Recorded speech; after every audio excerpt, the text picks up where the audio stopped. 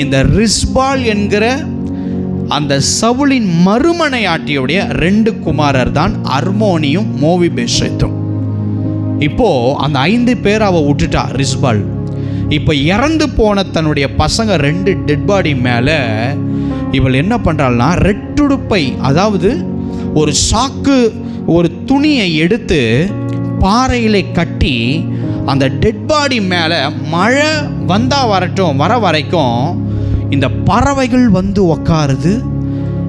அப்படியாக அந்த கண்களை தின்ன அந்த சதையை, தன்னுடைய மகன்களுடைய சதையை கிழிக்க, அப்போது இரவில் காட்டு மிருகங்கள் வந்து அந்த உடம்பை கடிச்சு தின்னுற போதோ என்ற பயத்தினால அப்படியே அந்த ரிஸ்பால் பாறையிலே அந்த சாக்கு துணியை கட்டி, அந்த ரெட்டு புடவையை கட்டி, தன்னுடைய 2 மகன் அர்மோனியும் மோவிபேசத்தையும் அந்த சடலத்தை அவள் பத்திரமாய் பார்த்து கொண்டாள்.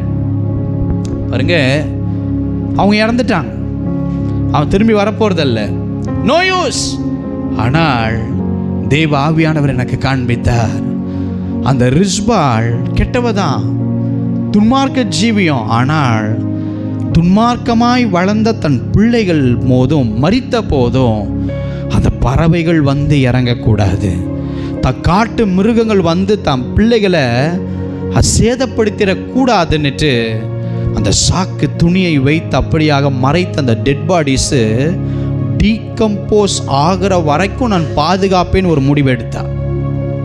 தேவன் காண்பித்தார், இதுதான் ஒரு தாயின் சுபாவம். எனக்கு அன்பானவர்களே, இன்றைக்கு அதே போலதான் நம்ம மேல பாவ கரைகள் விழக்கூடாதுன்னு, நம்ம மேல பாவத்தின் சாபம் விழக்கூடாதுன்னு தேவ ஆவியானவர் இயேசுவின் இரத்தத்தை நம்மேல் வைத்து ஒரு தீங்கும் அணுகாமல் தேவ நம்மளை கண்மணி போல் பாதுகாத்து கொண்டு பிரயாசப்பட்டு கொண்டிருக்கிறார்.